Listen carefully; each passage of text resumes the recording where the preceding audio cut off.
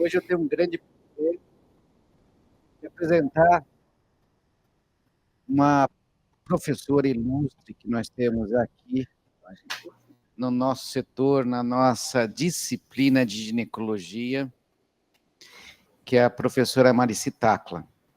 A professora Marici Tacla, ela faz parte de vários boards e decisões a respeito do HPV e da neoplasia intraepitelial cervical, que ainda é muito prevalente na nossa população.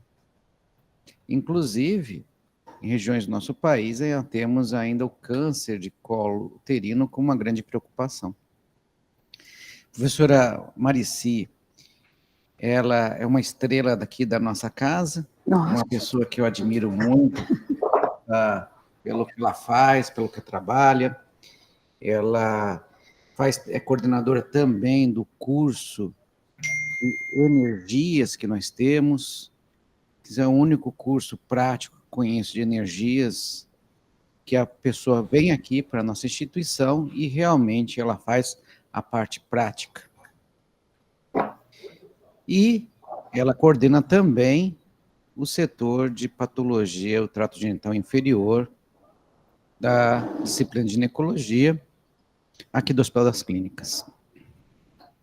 Então, hoje eu tenho um grande prazer de apresentá-la.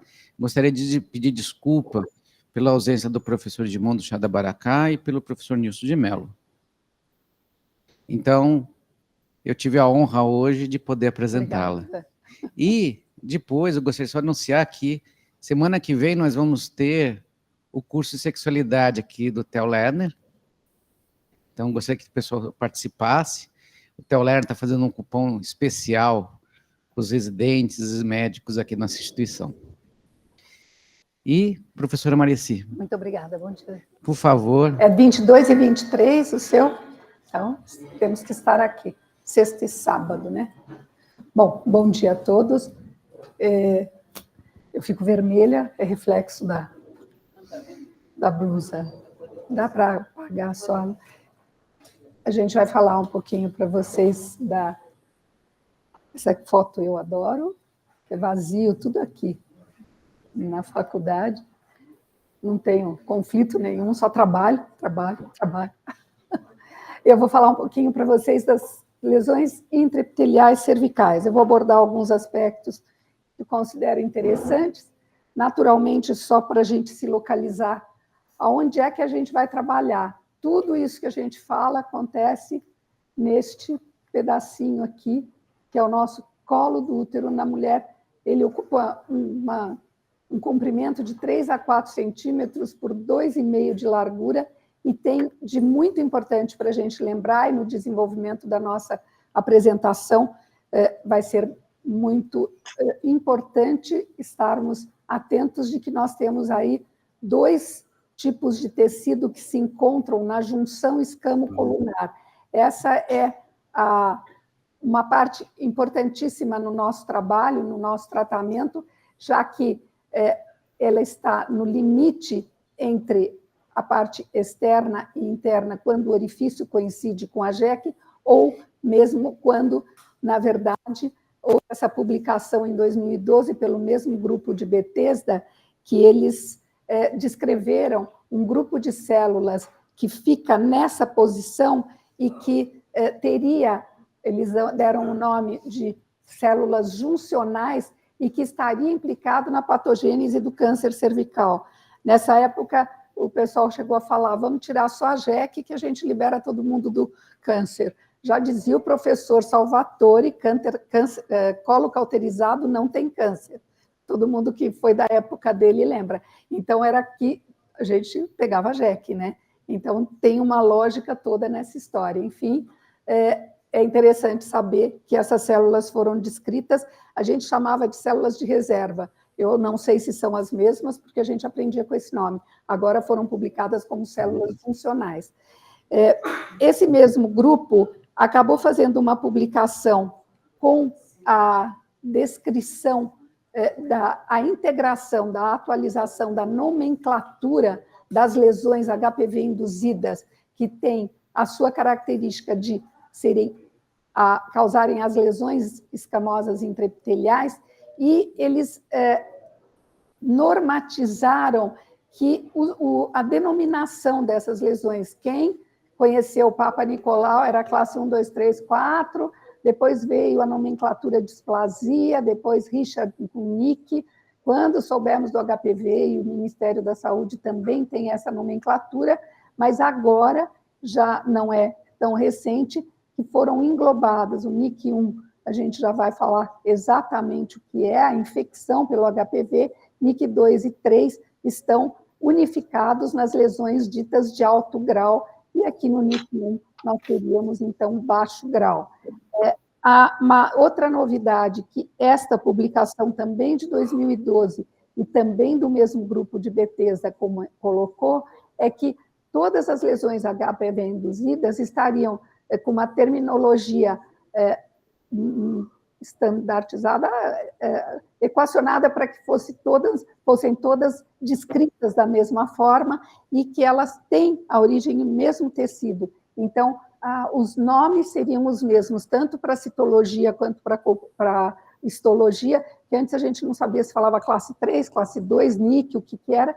Aqui, a partir disso, a recomendação, vou dizer assim, e está todo mundo cada vez mais adotando, parece que foi ontem, faz 12 anos, mas ainda nem todo mundo fala, mas seria para que a gente tivesse exatamente o nome histológico e citológico de SIL, né, lesão intraepitelial escamosa, e que pode ser antigamente grau 1, 2, 3, e o 2, nesta publicação também foi proposto, porque ele é um intermediário. Já no estudo ALTS de 2001, eles já tinham a constatação de que o tal do grau 2 intermediário era muito pouco reprodutível, porque metade, quando vários patologistas vissem, eles confirmavam NIC2, grau 2, mas metade ia para 3 e metade descia para 1.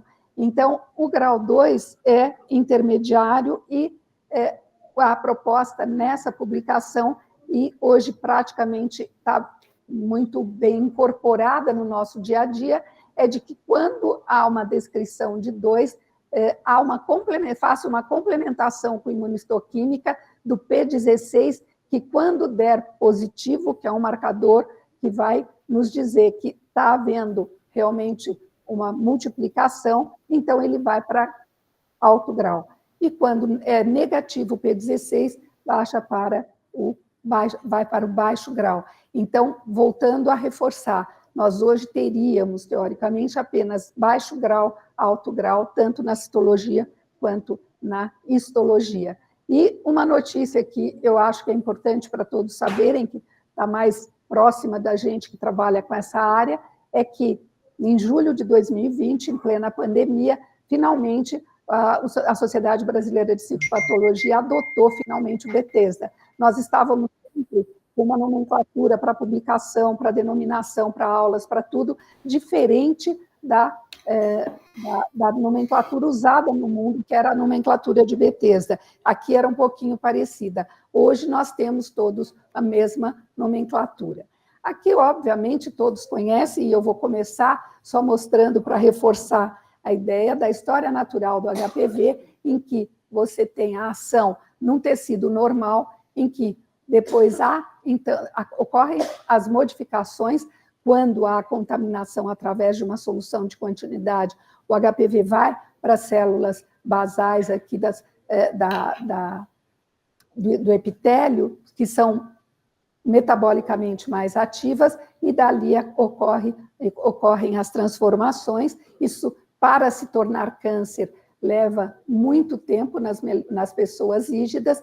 Quando ultrapassa a camada basal, então a gente vê que ocorre a invasão. E aqui eu acho que fica muito claro, e eu gosto de falar nesses termos, porque caracteriza de forma muito evidente, eloquente, que a contaminação se dá através da solução de continuidade. O vírus vai nessa camada que eu comentei, e inicialmente ocorre uma infecção pelo HPV, e vai haver, então, o que um autor fala de forma também muito óbvia, que é muito, a palavra acho que traduz muito o que acontece, que é uma lesão produtiva. Então, essa é uma lesão infectante, uma lesão produtiva. Aqui nós temos os condilomas e o NIC1. Não é uma neoplasia verdadeira. E quando o vírus incorpora na célula o seu DNA, aí nós passaremos a ter a lesão intraepitelial e, ultrapassando a camada basal, como eu mostrei anteriormente, teríamos o câncer. Então, aqui estão as lesões de alto grau, com o vírus incorporado aqui, é uma forma epissomal, em que não há incorporação, então, há até dúvida se há aquela ideia de progressão que a gente tinha, NIC1 vai para 2, vai para 3, não necessariamente. Acho que é um conceito bastante importante da gente também tentar entender melhor. Para começarmos agora, objetivamente, falar sobre a neoplasia intraepitelial cervical, esta revisão sistemática, meta-análise publicada em 2021, levando em consideração 89 estudos, reviu o tratamento, a evolução, melhor dizendo, da neoplasia intraepitelial, porque é intraepitélio, já está dentro do epitélio, ela não escapa daquele epitélio que tem muitas camadas. Então, a gente tem essa história, depois que se tomou conhecimento de tudo isso e todos os tratamentos eram realizados, a gente passou a não saber direito como é que isso evoluía. A gente se baseava sempre, eu vou mostrar para vocês, nos dados antigos da época por volta de 2000. Essa revisão veio trazer para nós uns dados bastante importantes, atualizados, em que a gente vê, eu vou chamar a atenção aqui sobre a regressão para o normal, o grau 1. Então, o grau 1, aquela infecção produtiva, que seja ela de forma mais exuberante no condiloma, seja ela na forma de NIC1, numa lesão mais plana, ela evolui de fato, isso mudou de 2000 para cá, com essa confirmação desse evento, mudou a conduta com relação ao baixo grau. Também é importante que a persistência do grau 3 é alta, 67%, mas essa aqui eu acho que são os dados muito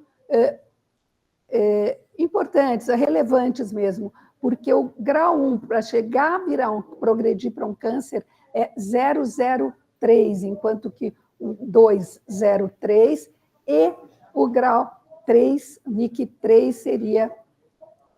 seria 2%. Então, esse quadro acho que mostra muito para a gente como é que a gente vai depois acabar apresentando os tratamentos que hoje são realizados nos vários graus da neoplasia intraepitelial. Então, aqui a regressão, a persistência, a progressão para NIC2 e para NIC3, relativamente baixas mesmo, e apenas 0,03%, enfim, evolui para câncer. No caso do NIC2, vejam quanto regride, é muito também. Então, a gente vai ter que olhar este grupo de doença de uma forma diferente. A progressão para NIC3 é de 19%, e aqui a taxa maior de regressão, obviamente, ocorre abaixo de 30 anos, ou teste negativo para HPV, mas isso faz com que a gente olhe isso aqui diferente, como nós vamos falar. E apenas 10 de 3.037, 0,3%, evolui para o câncer. E aqui a regressão já é menor, a persistência alta, mas a progressão, e nós vamos ver exatamente isso com relação às publicações da década do século passado, começo deste século, em que vejam como eram muito diferentes as perspectivas com relação principalmente a progressão, que vai nos interessar com relação a determinar o nosso tipo de tratamento para essas patologias. Então, as taxas de regressão de NIC2 foi significativamente maior em mulheres com menos de 30 anos e teste negativo para HPV de alto risco. E ela foi só de 0,3%, e o NIC1, 0,03%. Então, isso nos faz ver que a maioria dos NIC1 e 2, ela regride espontaneamente em menos de 24 meses, fazendo com que as taxas mais altas nas pacientes, principalmente jovens, têm que ser encaradas de forma diferente, e já estão sendo para quem milita na área. Então, a gente tem esse dado importantíssimo, resultando naquilo que, de uma certa forma, vai quase que resumir minha aula na questão final de como tratar. NIC1 acompanhamos a cada 12 meses. O manejo conservador de NIC2 deve ser considerado para todas as mulheres, especialmente com desejo de gravidez. NIC3, que tem que tratar, os estudos são muito heterogêneos, e o tratamento conservador pode ser considerado, especialmente em mulheres jovens, alta adesão ao segmento, desejo reprodutivo, e muito com essa heterogeneidade de taxas de regressão e dos estudos, a diferenciação de NIC2 ou 3, quer dizer, aquela imunistoquímica vai valer muito bem para que a gente tome uma conduta mais conservadora ou mais agressiva. Resumindo, lesão de baixo grau, conduta conservadora. Exceções, previsão de não segmento ou uma persistência, cujo conceito é bastante variado, de 1 ano ou 2 anos, ou a gente tem uma experiência aqui no HC, com imunossuprimidas, eu brinco que elas casam com HPV. Se a gente for levar em consideração isso, a gente vai tirar pedaço, vai tirar a mulher inteira, porque elas não se separam mais dele. A gente trata no alto grau e, mesmo assim, elas persistem com a infecção HPV. A lesão de alto grau é, por princípio, um tratamento excisional ainda. Apesar de tudo que eu falei para vocês, realmente nós não temos ainda marcadores tumorais. Isso é motivo para uma boa aula, porque hoje já existem alguns ensaios mostrando a tentativa de identificar quem vai ser a mulher que vai progredir na sua lesão, porque nós vimos que a maior parte do 2 regride, uma boa parte do 3 também, mas a gente ainda não sabe quem são. A lesão de alto grau, então, como exceção de tratamento excisional por grande chance de regressão, é na gestação, nas adolescentes e no NIC2 em geral. Nas adolescentes, isso já está muito bem definido há muitos anos, que não temos uma atitude tão mais agressiva com isso. Quais são os objetivos do tratamento? Nós temos para destruir ou extirpar as lesões, impedir a progressão para o câncer e reduzir o risco de transmissão para parceiros. E nós temos métodos ablativos e os métodos cirúrgicos propriamente dito. Os ablativos, eles se restringem basicamente às lesões grau 1, então eletrocoagulação, criocirurgia, que no nosso meio não é usado, eu nunca vi. A Lana me conta que tinha lá um aparelho no HC aqui no ambulatório antigo, eu nunca vi, nunca fiz, e no Brasil não é realizado de uma forma geral. O laser a gente tem, inclusive, utiliza, é um aparelho caro, mas que no caso da ablação ele é indicado e ele é bem-vindo, com resultados bastante satisfatórios.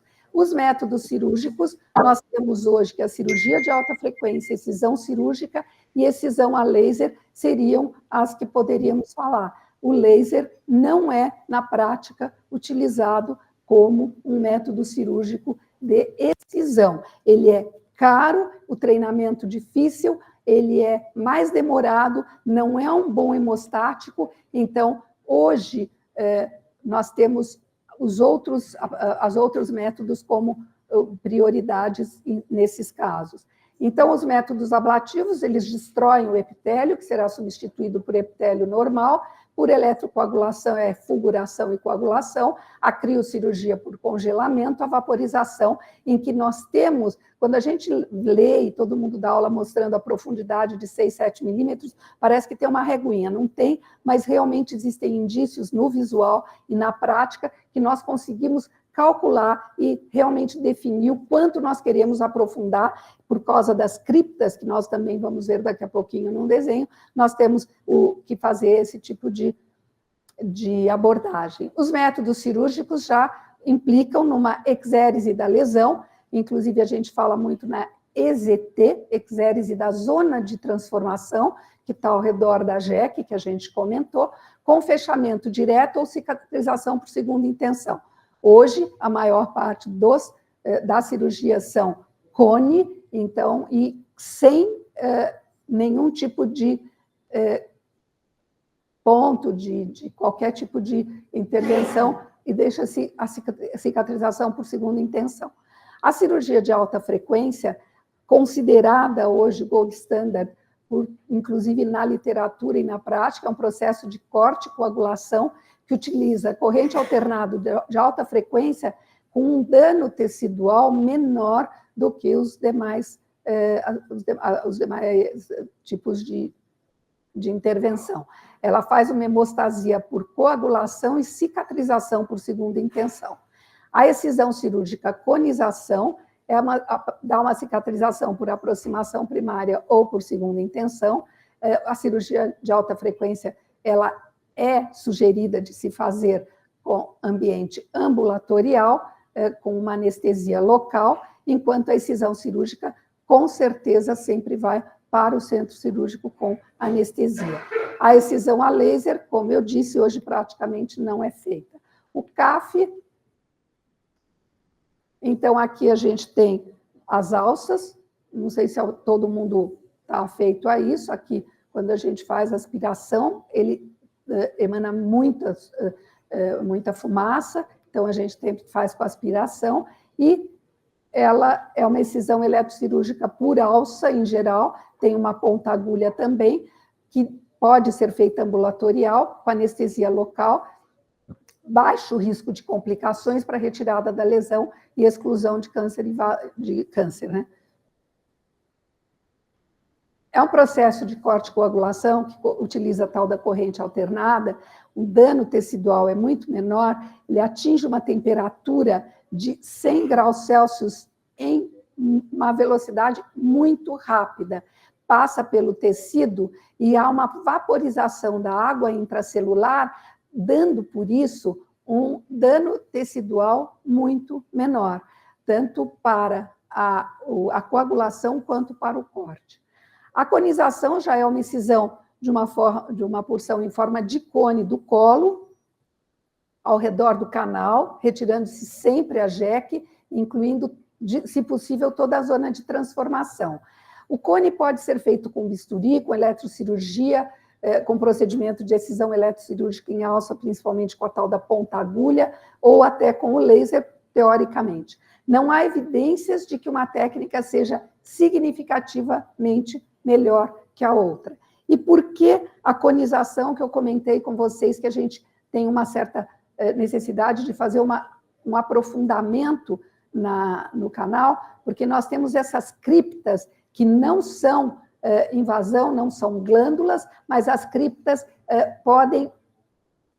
ela está em continuidade com o tecido escamoso, como vocês podem ver. Então, há necessidade de se aprofundar até 6, 7 milímetros, inclusive por isso, nos casos em que se usa o laser, a gente faz isso. Aqui, então, só para lembrar de forma muito importante, pela questão de ser cada vez mais conservador, se possível, a definição da zona de transformação tipo 1, 2 e 3, conforme ela se apresente totalmente ectocervical, ou com o ápice da sua porção que entra no canal visível, ou quando não é visível a lesão integral, vai implicar no tipo de intervenção que será realizada. E também é importante lembrar, quanto mais jovem, a possibilidade da JEC ser visível e ectocervical é melhor, na medida de que vai se aproximando e evoluindo na idade, a JEC tende a adentrar no canal,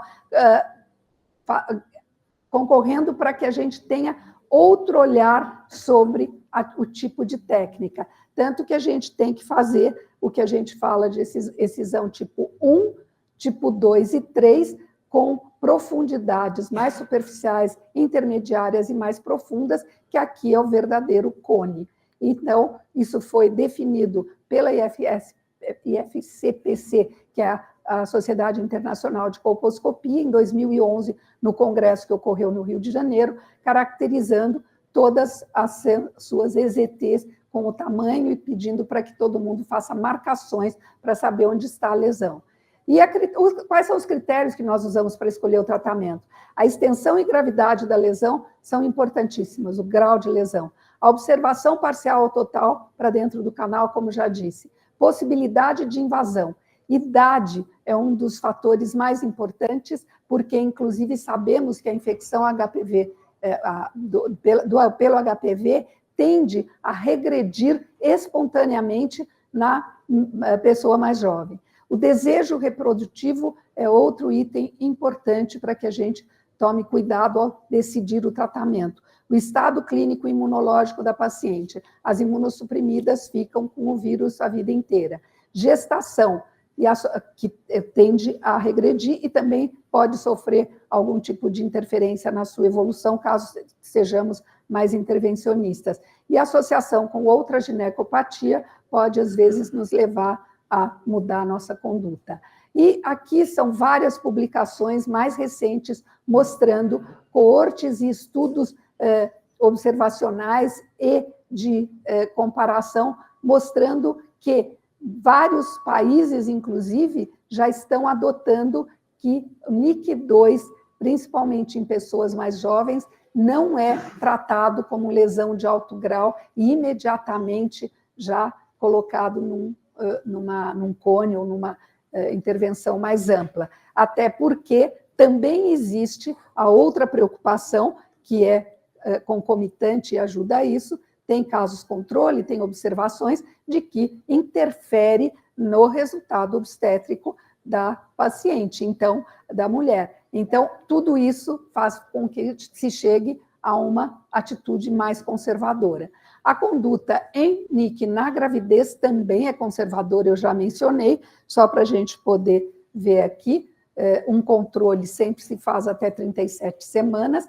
Qual é o objetivo de se fazer um exame clínico e colposcopia durante a gravidez? Detectar a presença de microinvasão ou invasão, na suspeita disso se faz biópsia e, se não há esse tipo de suspeita, é feita a reavaliação após 90 dias do parto. E nós temos alguma taxa de regressão razoável, então tem que ser feito isso, e fora que se não há invasão, não tem por que intervir pela lentidão com que ocorre a evolução, não tem por que intervir durante a gravidez. É muito raro ter que fazer algum cone e tem mais complicação do que nas outras cirurgias.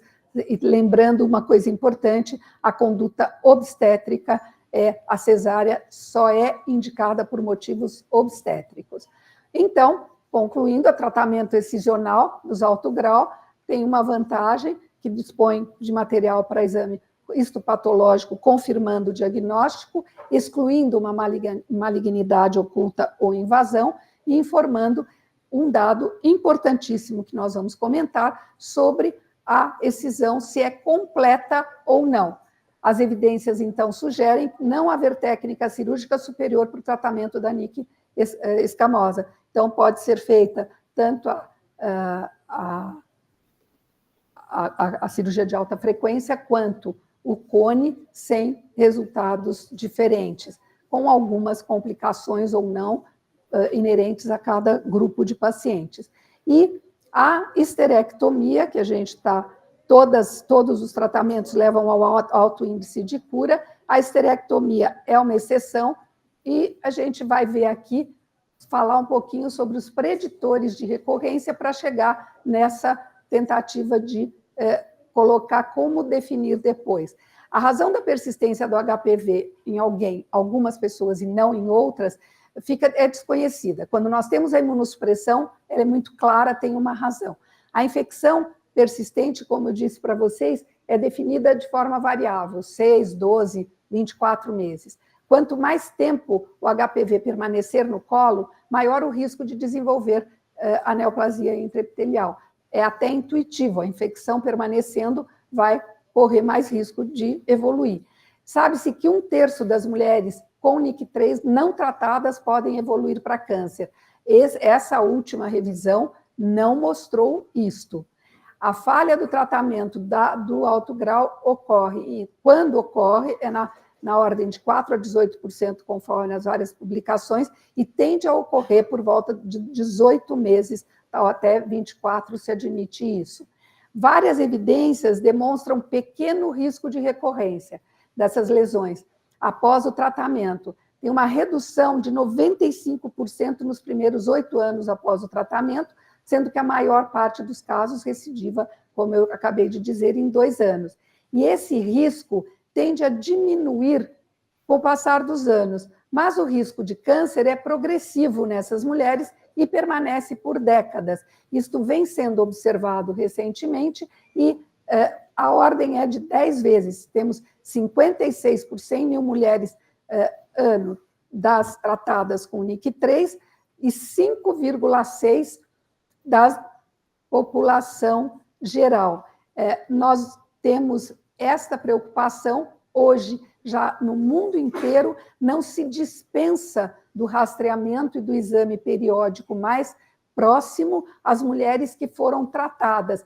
E vocês talvez lembrem que o rastreamento, aqui no Brasil, inclusive, é proposto a nível de saúde pública que se encerre com 64 anos. No caso das mulheres que tiveram qualquer intervenção, isto não ocorre. Hoje se recomenda de 20 a 25 anos da data, da época que ela operou, e mesmo que ultrapasse a idade que é recomendada em geral. Os preditores da recorrência representam os maiores fatores de risco, são as margens comprometidas, que é o maior deles.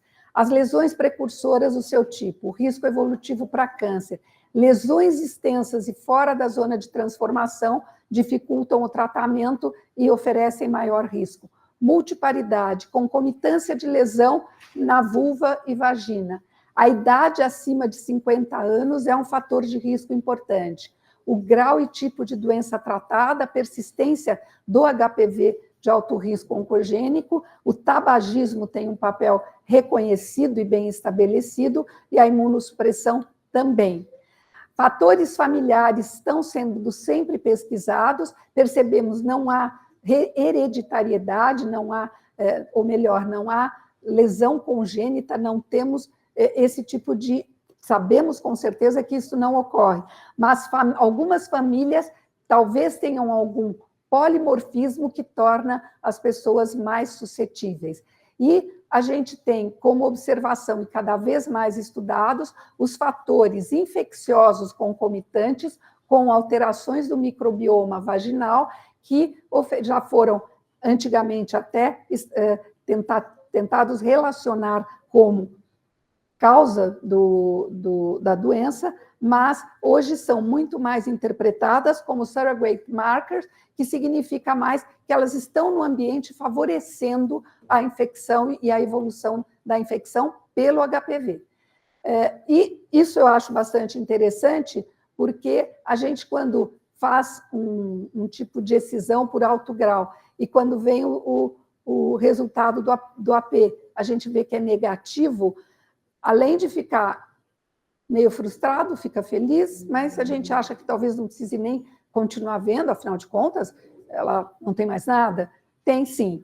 A literatura mostra com bastante convicção e repetidamente que há uma alta taxa de recorrência de NIC2+, de 14% a 24% em pacientes que não têm peça confirmada. Então, é fundamental que elas devam ser acompanhadas da mesma maneira como quem tem o resultado positivo. Aqui, só para fechar algumas observações para definir, que o status da margem é o principal fator conhecido para a recorrência da NIC após tratamento. O risco elevado de recorrência, entretanto, com a margem cirúrgica positiva, não é suficiente para indicar uma nova intervenção imediatamente. A literatura mostra isso, em geral, falando que nós não...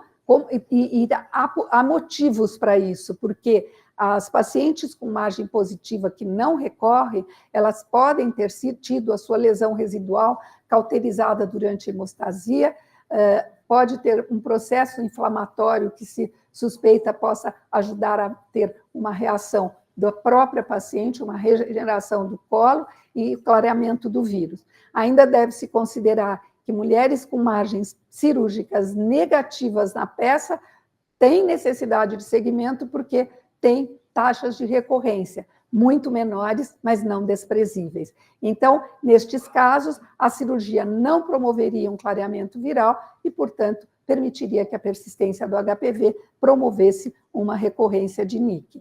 Esta revisão sistemática, acho que é a mais representativa sobre este assunto, como qual seria o preditor da falha do tratamento, no caso de uma excisão incompleta.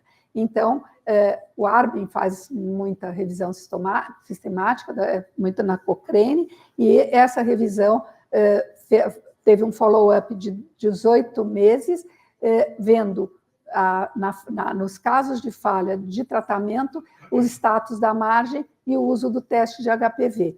A taxa de doença residual e recorrência, em até 2 anos, variou de 4% a 18%, com média de 8%, geralmente ocorrendo naquele período, né, dos 2 anos, como está descrito. O risco é maior para as mulheres acima de 50 anos, porque a persistência do vírus é maior conforme aumenta a idade.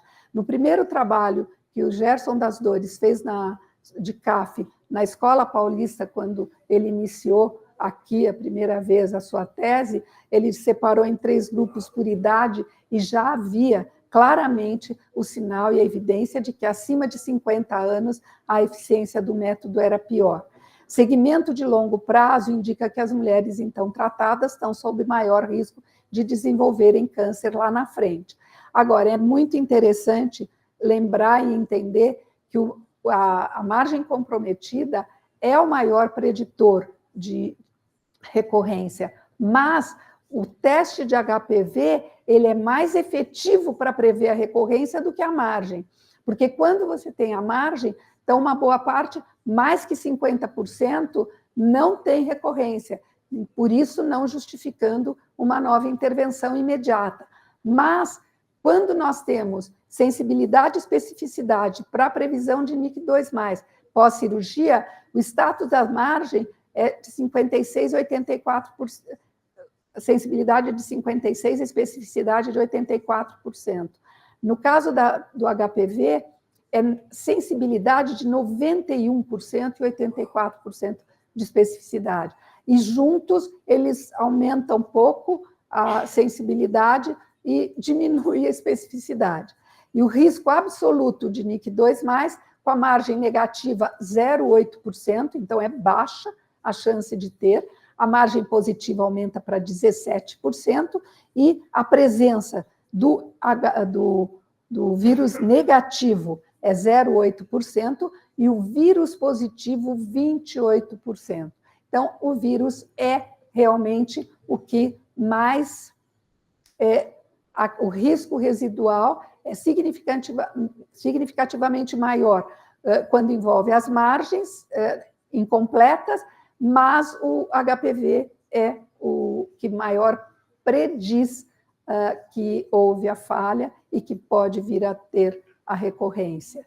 Aqui, de novo, aqui nós temos, então, aqueles casos, como eu disse, da obstetrícia, e diante de tudo isso que a gente falou, a necessidade de se fazer um segmento bem feito é fundamental.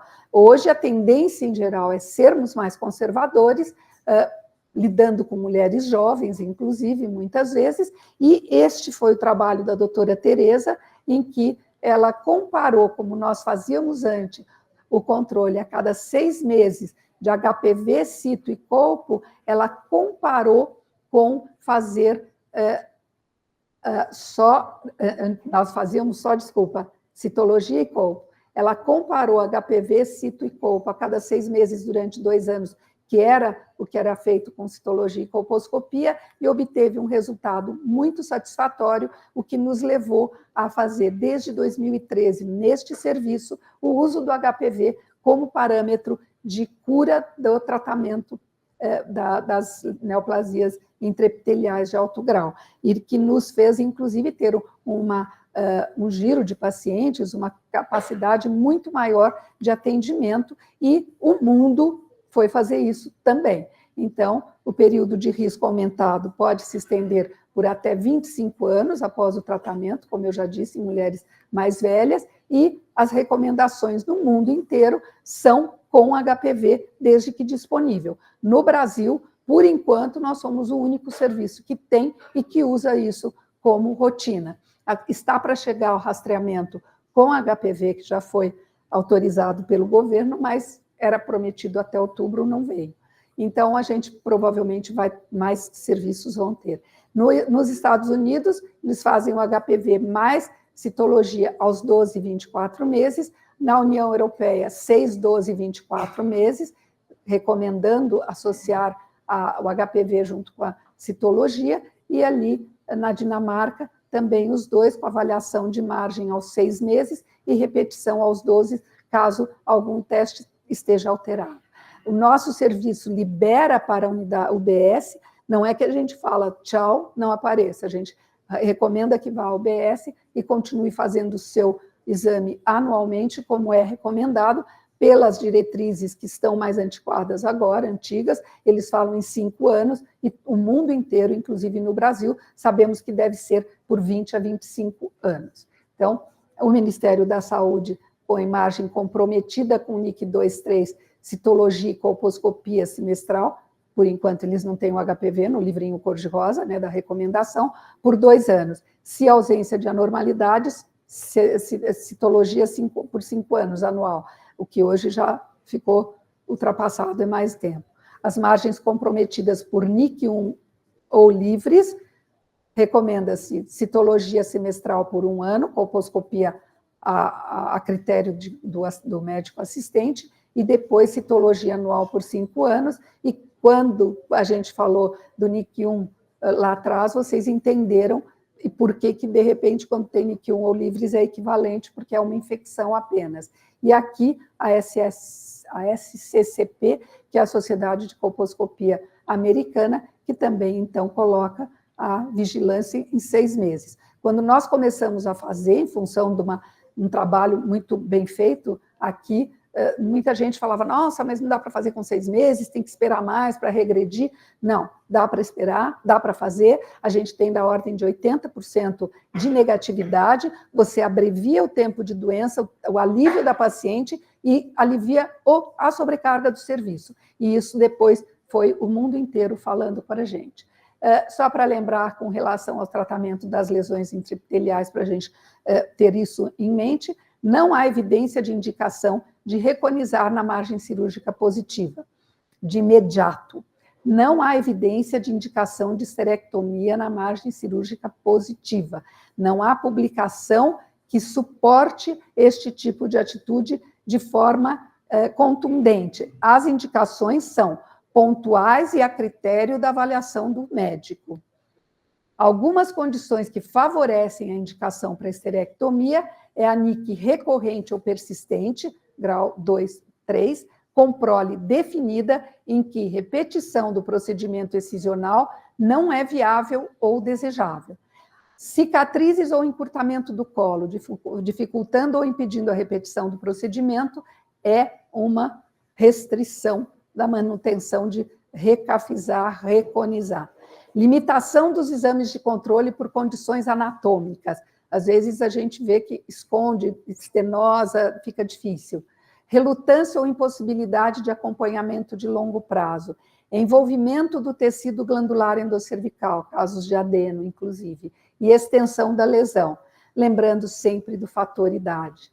Os nossos desafios daqui para frente. Esta publicação é a primeira de uma série, de um estudo de coorte dos países nórdicos, em que eles foram dos primeiros a registrar isso e continuam mostrando, e a partir daí se tornou obrigatória um segmento maior para as pacientes, porque aqui vocês veem a curva da população geral, e aqui a população de quem teve qualquer tipo de intervenção, independente do tempo em que isso aconteceu.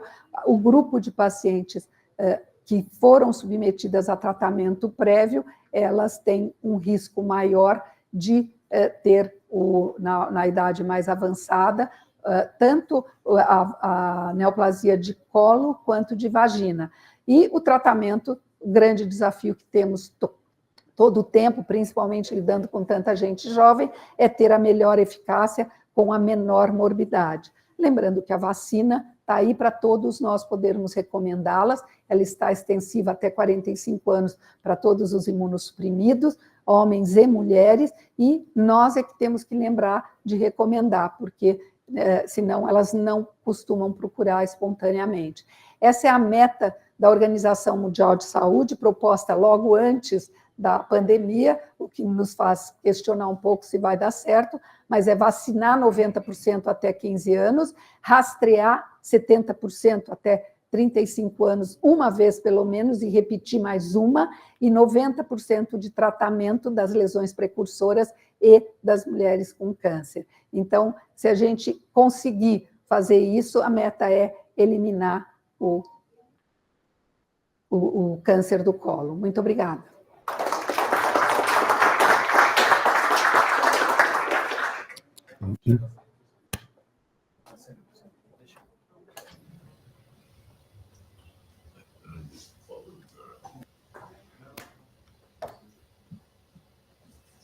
Então, vamos abrir agora para perguntas. Antes de abrir aqui, o público está presencial, eu queria abrir também para o pessoal que está assistindo online. Existe alguma pergunta?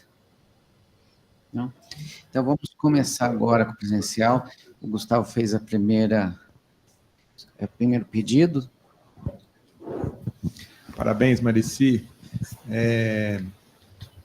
Me impressiona como é que vocês mudam de nomenclatura, né? É impressionante. Vocês adoram fazer isso. Nós estamos tentando redefinir o nome da SOP desde 1935, né, Zé? Que muda. Então, cada ano eles têm uma nova nomenclatura.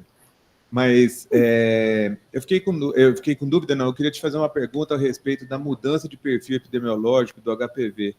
A gente tem visto lá no Fleury uma coisa muito interessante relacionado à patogenicidade de vírus outros que não o 16 e o 18 pós-vacina. Uhum. Então, eu queria que você comentasse um pouco a respeito disso, dessa mudança que a vacina causou nessa questão da agressividade dos vírus, né? E a segunda coisa, uma pergunta também que a gente tem visto bastante com relação à questão de câncer de garganta e pescoço. Você acha que vai chegar um momento que a gente vai começar a fazer rastreamento primário de HPV em boca também? O pessoal está começando a falar isso. Não, eu tenho aqui. As duas perguntas. A genotipagem, é que dá vontade de falar tudo aí, mas não dá, né? Com relação ao microbioma e genotipagem, acho que são dois assuntos extremamente atuais e que para mim, eles sinalizam mudança de caminho, inclusive dessa aula que eu dei hoje. Acho que cada vez mais nós teremos alterações que vão nos favorecer para podermos atualizar a medicina, a ciência das verdades transitórias. Na nossa área é bastante isso, porque para mim me causou um impacto muito grande, por exemplo, essa revisão sistemática que em 2021 trouxe, que a gente falava, todo mundo vai ter câncer quando tem NIC3. Não vai ter. Então, tudo isso faz com que a gente perceba, e com conhecimento, e todos os estudos que caminham para terem marcadores, e com a genotipagem também. E a vacina, basicamente. Só que com a vacina está ocorrendo uma mudança da circulação viral. Sim, o que só se constata, e tem sido mencionado, expresso e publicado, que o 31 é o próximo da fila e o 45 a seguir. E que todos eles, apesar de que estão vindo com maior prevalência, porque os outros estão ficando para trás, eles teriam ainda assim, segundo a expectativa, que não é nenhuma comprovação, que eles teriam uma virulência menor. Eu ouvi do mesmo grupo que fala isso, quando começou a vacina, eu ouvi textualmente de uma pessoa que eu respeito muito, que falava assim, não, com esta vacina não vai haver troca de vírus, vai morrer. Não morreu. Não vai morrer, tem 100 tipos. E quanto a dúvida que eu também não consigo responder, nem vou me atrever a criar expectativa, é se esses vírus têm uma baixa virulência hoje, inclusive tem um trabalho muito interessante do Eduardo Levy, em que eles fizeram um estudo na Zona Oeste, né, o pessoal do HU contribuiu, eles fizeram 16 mil rastreamentos de pessoas, e ele verificou a virulência, que não era, primeiro que não era o 18 segundo, o 16 sempre é o primeiro. Nas publicações todas, com tudo que está mudando, o 16 continua sendo o mais prevalente. Mas nessa população não era o 18, e ele fez um score de virulência, que foi bem interessante, que tinha outros vírus, inclusive o 31. Agora a gente vai ter que esperar. A segunda pergunta da garganta e pescoço. Cada vez mais a gente está indo atrás. Já é reconhecido que nos casos de carcinoma de orofaringe nos homens, a causa maior, hoje em dia, é HPV, que ultrapassou o tabagismo que era anterior. Então, a gente vê que há um movimento com relação a isso, mas não é muito fácil. Não é muito viável ainda, pelo menos no momento. Existem agora estudos, e até nós fazemos um à tarde hoje, na quarta-feira, de verificar o diagnóstico de HPV em urina. Então, está tendo muitos ensaios, você está fazendo um também, em que a gente está tendo a observação de fazer diagnósticos em outros meios e ter outras formas de fazer, sempre pelo PCR, mas talvez venha a ter sim, e está tomando importância. Agora, por outro lado, eu vou levantar uma coisa que, na hora que você me fala da outra especialidade que está rondando aí, eu me lembro do uro, né? O uro vai morrendo, porque o papel do homem é fundamental, mas, ao mesmo tempo, é um papel que não se mostra muito importante, no sentido de como é que vai ficar fazendo exame nos homens? Isso, por enquanto, caiu por terra. Não se faz, não é recomendado, e, inclusive, não sei se é uma pergunta de alguém, mas sempre costuma o pessoal perguntar se é para mandar o marido para exame. É ou não é? O que vocês acham? Marco, manda ou não manda? Não manda. Não manda. Não vai. A gente não é a orientação e a recomendação que se faça aquele alarde que se fazia. Manda o marido ver o que ele tem. Não. Primeiro, se tiver verruga de um ou de outro, manda o outro ver, porque verruga é altamente contagioso e a verruga passa e aparece. Se for lesão intraepitelial na mulher, não precisa mandar o marido, vai criar problema e não vai dar em nada.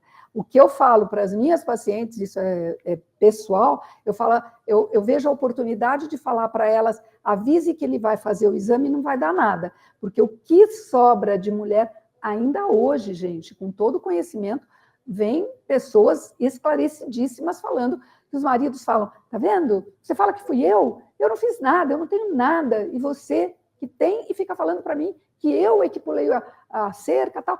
Eu agora estou pensando se você, não sei o quê. Então, é um drama, um horror. Não mande.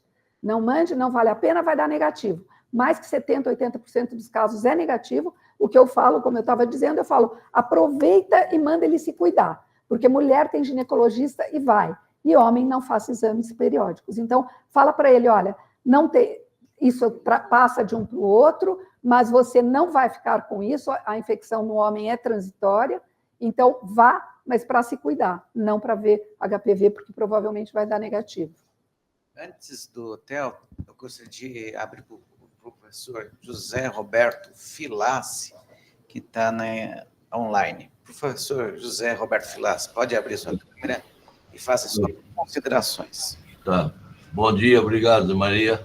Parabéns, viu, Marici? Excelente apresentação, como sempre, né? É bom que você é minha predileta para tratar essas coisas. Obrigada. E, escuta, uma pergunta. Você fala assim, imagem comprometida. a extensão da margem comprometida não é importante? Por exemplo, a margem comprometida de 1 milímetro, ou ela tem 70% da extensão comprometida, é bem diferente. Além do que o CAF, ele destrói pelo menos 2 milímetros do tecido, né? Então, assim, queimamos, assim, quando a gente fala 2 milímetros, é bem diferente de 4 centímetros de margem comprometida, né? Entendi. E não tem diferença em colo isso daí? A maior diferença que se fala na margem comprometida é endocervical ou ectocervical. Tá? A extensão é desejo de todos que tenha uma margem maior, mas nem é muito mencionado nos nossos casos, não.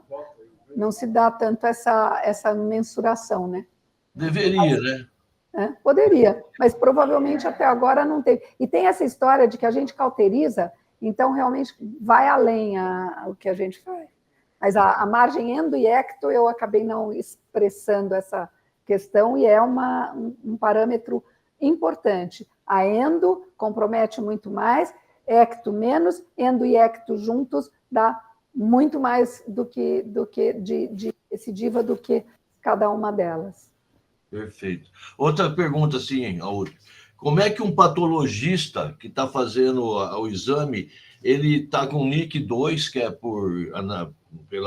pela morfologia ali, como é que ele define se ele virou LIMFIC 1, baixo grau ou alto grau? O que ele tem que fazer? Pela imunohistoquímica, faz então, o P16. E isso hoje está cada vez mais dentro da rotina da gente, que faz PTGI. A gente tem uma... Bom, agora eu vou responder, depois eu falo o resto. Obrigada, Filas. Tem uma dúvida do professor Theo, depois o professor Nimosini, e depois eu vou passar para o professor Nilson para fazer as considerações para a gente fechar a nossa sessão. Marisa, em primeiro lugar, te parabenizar pela clareza da aula, acho que foi muito legal. E continuar, acho que esse tema que você estava falando antes da pergunta do Filassi, que é uma questão recorrente, a gente vai abordar isso no curso de sexualidade sexta-feira que vem, mas sempre que tem uma infecção sexualmente transmissível, a queixa que aparece no caso é de quem é a culpa. Né? O conceito de culpa relacionado a uma infecção, ele é muito presente no dia a dia do ginecologista. Como é que você lida com isso, especialmente numa infecção do HPV, que aí todo mundo fica falando, vamos fazer para comprovar quem é que passou, quem é o culpado. Isso já destruiu muito casamento, isso continua destruindo muito relacionamento. E essa é a razão pela qual a gente tem e hoje temos poucos elementos, mas temos uma publicação muito forte, que é o tal do estudo RIM, que foi feito pela Luísa Villa, pela Ana, agora não, a Ana a americana, Giuliano. Ela tem nome italiano, mas ela é americana. E eles fizeram, e acho que nessa publicação foi o do Canadá também, daqui a pouco eu falo. O epidemiologista do Canadá, o Eduardo Franco. E eles publicaram um estudo de muito peso com relação à infecção masculina, porque falavam e ninguém sabia muito sobre isso. Aí eles fizeram esse estudo mostrando um ponto importante, que é a transitoriedade da infecção masculina por HPV. Dura, em média, 7 meses. E a explicação, até meio intuitiva que se tinha disso, é de que o órgão sexual masculino ele é exposto. A infecção do HPV é de superfície, do tecido. Então, uma das explicações é de que, tanto que o carcinoma de pênis é o que eu sempre ouvi, que o carcinoma de pênis é mais prevalente em homens com má higiene. Porque quando se lava, você descama mais e você manda embora mais rápido a infecção. Essa é uma explicação que parece até meio simplista, mas me parece que acontece assim. Aí tem a outra coisa que que realmente assim, não se constata, não se encontra. Então, como lidar com isso? Falar que as infecções são sexualmente transmissíveis, tem algumas que são exclusivamente, outras são circunstancialmente, e que, quando isso acontece, você não consegue comprovar, tanto de um lado quanto de outro, e cá entre nós, a minha palavra é a seguinte: grande hipocrisia num mundo em que todo mundo tem relação com todo mundo, namora, troca, vai e volta, e depois fica, foi ele, não foi ele. Eu falo claramente para o paciente, porque não tem cabimento isso. A liberdade hoje é clara, é óbvia, existe, e fica lá com esse negocinho de que quem foi, quem não foi. Não, né? Vai, fila anda. Professor Nilo? Bom, parabéns. Obrigada. Como sempre, eu sou seu fã, embora você não é minha fã. Mas Eu não conheço tua casa, é por isso. Bom, eu acho o seguinte, essa história do médico não fala nada para o seu marido fazer o exame, é para a gente livrar a cara ou é para fazer um meio de campo ali? Porque eu acho que você acabou de dizer uma coisa, ela tem relação com 10 mil, depois, meu marido. O problema é deles, não é nosso. A nossa parte, eu acho que tem que existir no sentido de dar o bom atendimento ao paciente. O resto é resto. Se eles vão separar, vão ficar juntos meia hora, é problema deles. Eu acho que você só tem que falar as coisas claramente. Outra coisa que a gente não fala mais, a higiene, você acabou de falar do higiene masculino e o feminino. Também é outro lado que não pode ser esquecido. Né? O tipo de alimentação das pessoas, tudo nas doenças em geral de caráter maligno, a porta está aberta para isso. Eu acho que a gente não pode esquecer esse lado. Desculpe. Imagina, está tudo certinho o que você falou. Agora. E eu só vou falar uma coisinha complementando, porque eu acho que é importante. Esse assunto higiene é uma coisa que, para mim, que eu me posiciono hoje como, e para mim é um grande desafio, porque tanto quanto quando eu comecei a fazer a parte da energia, falava, ai meu Deus, mas todo mundo falar que estou apelando, que eu estou fazendo um negócio que é para estética, e não era essa a ideia, nunca foi, e a gente faz o curso aqui com muita seriedade.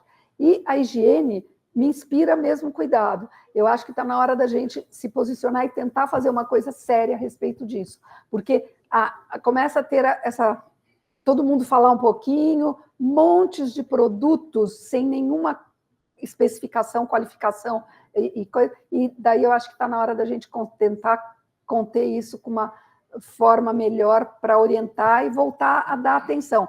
Parar de usar perfume, não sei o que tal, isso já é óbvio, mas o resto também deve ser. Você quer que encerre? Não. Mas tem horário, porque eu queria fazer uma discussão, se fosse. Não, antes. Não, é para encerrar, mas é que eu queria falar, porque aí eu ia desafiar uma quietinha aqui, porque a gente vive discutindo no dia a dia. O doutor Rodrigo também é da ONCO, né, e também poderia opinar, que é uma coisa que me preocupa. Dois assuntos que eu ia só pontuar como interessantes, que eu fui esse final de semana num simpósio no interior, e duas coisas importantes levantadas e são levantadas sobre esse assunto. Primeiro, uma das aulas que eu vi foi o cone tem espaço, e a gente faz muito cone ainda. Então, vocês também fazem, porque vocês são mais que eu até. Eu sou econômica no meu cone. Vocês não. Foi uma coisa que me surpreendeu, o pessoal falando assim, e por causa da pandemia houve uma mudança de performance. O pessoal faz CAF em todo mundo. E eu pessoalmente, eu sou usada, mas eu tenho medo de alguns colos. E o pessoal diz que faz em todo mundo. Né? Fazem CAF naquele colo apagado de velhinha. São 3 itens, na verdade. Eles fazem recaf de monte, 2, 3, 4. Para mim, quando chega no terceiro, eu já fico com o coração batendo. E a terceira coisa, que eu queria ver mesmo a opinião de vocês, porque é uma coisa que angustia um pouco, é a tal da esterectomia. Tanto que eu falei um monte, porque eu fui estudar e botei um monte de coisa ali, porque a gente discute no nosso dia a dia. Quando que você indica a esterectomia? E vocês indicam mais que a gente. Eu levantei isso, a Sofia estava lá, e ela faz on. Então, eu queria só ouvir um pouquinho de vocês, porque acho que interessa para todos. Deixa eu só perguntar para o senhor, podemos quebrar um pouco o protocolo, professor? Até eu fazer pergunta em vez de você, das pessoas, mas é que eu acho que são assuntos importantes para discutir. Pode falar. Bom dia a todos. Foi muito boa a sua aula, Marici. Obrigado pela pergunta. Eu acho que isso é muito importante o que você falou, o papel do cone, e o que eu vejo, assim, nós não fazemos CAF no ICESP, e aqui vocês fazem o CAF, que eu acredito que seja a indicação primordial, que é um tratamento ambulatorial. Essas pessoas que fazem CAF para qualquer colo, em qualquer situação, elas estão dentro de um centro cirúrgico com uma paciente anestesiada, sob supervisão completa, aonde o CAF ele perde um pouco a indicação dele, que seria tratamento rápido, imediato da paciente ambulatorial. Então, por isso que eu discuto um pouco essa situação, entendeu? Jesus fala isso aí. E eu acho que isso acontece. E a mesma coisa a paciente que vem para nós, externa, porque as nossas não, que fizeram 7 CAFs, e você examina e ela tem um colo perfeito. Então, ela não fez 7 CAFs, ela fez 7 biópsias excisionais com o aparelho de CAF, com uma alcinha. Então, é diferente. Então, eu acho que isso um pouco, no nosso país, ele tem um pouco a pessoa fala o CAF, mas não é o seu CAF. Vamos ver o tamanho da peça cirúrgica. Acho que se a gente olhar o tamanho da peça cirúrgica, a gente vai ter... Porque é usado o método como o final, entende? E que não é um CAF. Eu não acredito que seja. 7 não. Agora, as pessoas que eu estou te falando que fazem 2, 3, 4, são serviços excelentes do interior. Não, mas elas fazem ambulatorial ou no centro cirúrgico? Ambulatorial, você acredita? É o pessoal... Vou falar os nomes, porque são pessoas super... Os centros que são... 2 que me falaram que fazem. Campinas, com a Sophie, e Júlio Postati em Barreto. Eu acho que se for dentro do ambiente ambulatorial, hospital, eu acho que é essa a nossa finalidade. Eles são bons, esses caras são bons. Sim, mas eu acho que o que a gente acaba vendo é esse CAF no ambiente cirúrgico. E aí o cone, eu creio que ele traz um espécime anatopatológico muito melhor, tanto em tamanho, quanto em margens muito mais fidedignas. Mas ele tem sua indicação. Eu não acredito que a gente precise fazer um cone numa jovem de 25 anos, mas a gente também não precisa levar ela para o centro cirúrgico para fazer o CAF, a gente pode fazer o CAF no ambulatório. Então, acho que isso é importante. Tá bom. E quanto à esterectomia, realmente é um tema controverso, exceto nas pacientes com adenocarcinoma in situ. Essa paciente, ela vai ganhar uma esterectomia em algum momento da vida dela. Então, a gente pode conversar sobre a prole, a gente pode conversar sobre a idade, mas ela não vai escapar da sua indicação, porque a gente tem as lesões saltatórias. Então, mesmo com margens negativas, a gente tem um risco de ela ter um adenocarcinoma in situ em outro pedaço do colo do útero que ficou lá. Então, essa paciente é a única que tem indicação independente de margens. Em relação à margem, a gente não vai indicar, não tem na literatura uma indicação formal de você indicar pela margem, mas na recidiva, sim, e aí a gente começa a discutir, principalmente as pacientes mais idosas e as pacientes com HPV positivo 16, numa idade mais avançada. Então, essa paciente é uma paciente de risco. Com certeza. Professor Deixar Nilson. o Rodrigo. O Rodrigo também. Bom, parabéns, professora Marici, pela aula. Inclusive, mandei uma mensagem para sua filha, estou assistindo uma aula exemplar e ela está operando da aqui. Sua mãe. Ela está operando aqui em cima, não pode descer. E eu também confirmo as palavras que a Malu falou, e até complementando, recentemente a gente teve uma publicação de um estudo super importante para a gente, que é o Conserve, sobre um step down da complexidade das cirurgias oncológicas. Isso bate muito em cima do tamanho da lesão do colo. E aí é onde, para a gente, é muito importante a amostra do cone, né? A amostra do tamanho, tal, a invasão, tudo isso aí. Então, a gente gosta muito, tem uma tendência a fazer mais cone, como a Malu falou, a gente não faz CAF, mas acho que é uma tendência global da oncologia diminuir o tamanho das cirurgias. Então, o Conserve, ele permitiu a gente decidir que, em vez de uma traqueolectomia radical, eu faria uma traqueolectomia simples. Uau. Em vez de uma esterectomia radical, eu poderia fazer uma esterectomia simples, sem prejudicar sobrevida livre de doença, sem prejudicar a sobrevida global, e assim por diante. Então, para a gente, o cone ele é muito importante, né? Mas eu também acredito que ambulatorialmente o CAF, para casos indicados, é muito bom. E só para completar, que também se discute muito, quando se faz o cone, além de falarem, tem espaço para o cone, eu acho que tem, a gente tem, eu com um colinho ruinzinho lá, velhinha, vai para cone. O adeno já está liberado o CAF, até porque tem casos que a gente não sabe que vai dar adeno, então não tem, mas e tem estudos mostrando que equivale, mas ainda se der, a gente sente que é melhor o adeno. Fazer cone e no microinvasor, se houver suspeita de microinvasão. O resto é só, no que eu vejo, são condições particulares da paciente. Colo anatomicamente inviável, mulheres mais velhas, que aí a gente vê um colo pequeno, apagado e assim por diante. Mas eu entendo isso aí também. Mas eu acho que a gente discute muito, eu e a Malu, eu acho que nós podemos tentar estabelecer regras para indicação de esteré. Eu acho que isso é uma coisa que não tem publicado, não dá para... E acho que a gente poderia tentar equacionar um pouquinho mais isso para caso, principalmente de recidiva, ou casos de mulheres mais velhas, 55 anos, a mulher fica querendo alguma coisa. Obrigada. Essa integração da onco está faltando aqui. Agora a gente está fazendo mais com a Malu aqui. Obrigada, Nilson, por favor. Viu? Quero parabenizar você, Marici, pela beleza da aula, pedir desculpas que fiquei no trânsito da Marginal com um acidente logo à minha frente, isso me atrasou. Eu acho que foi magnífica, muito boa. Eu acho que o Rodrigo colocou uma coisa importante, a tendência é a diminuição do procedimento cirúrgico, né? E cada vez mais os intraorificiais, né? Acho que isso é importante. A segunda coisa também que a gente não pode esquecer, que o melhor procedimento é aquele que o cirurgião está acostumado a fazer. Então, é mais seguro para ele, né? E o que a Malu falou uma coisa muito importante.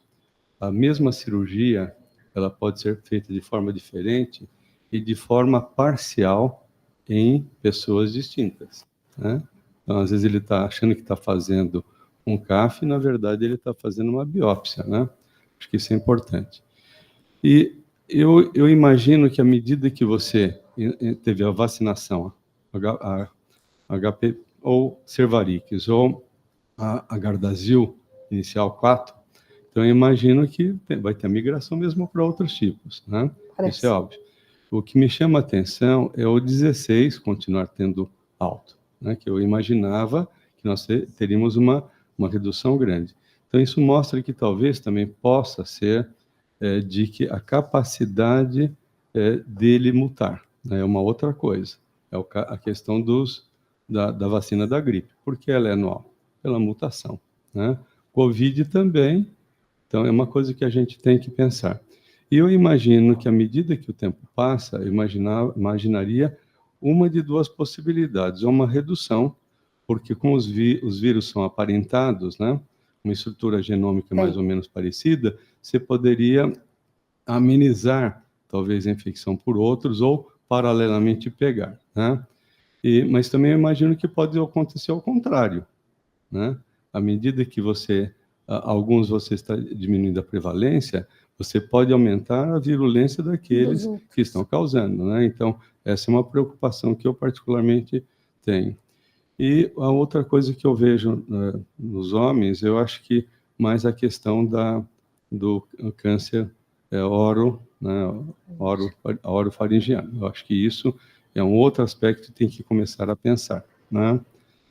E lembrar que o tabagismo, às vezes a gente fala tabagismo, mas o tabagismo ele diminui muito a imunidade. E a associação dele com HPV pode ser bastante destrutiva, né? Lembrar que se a gente parar e pensar, eu consigo entender o tabagismo em relação a câncer de pulmão, mas você vê que o vesical também o fator importante é o tabagismo, né?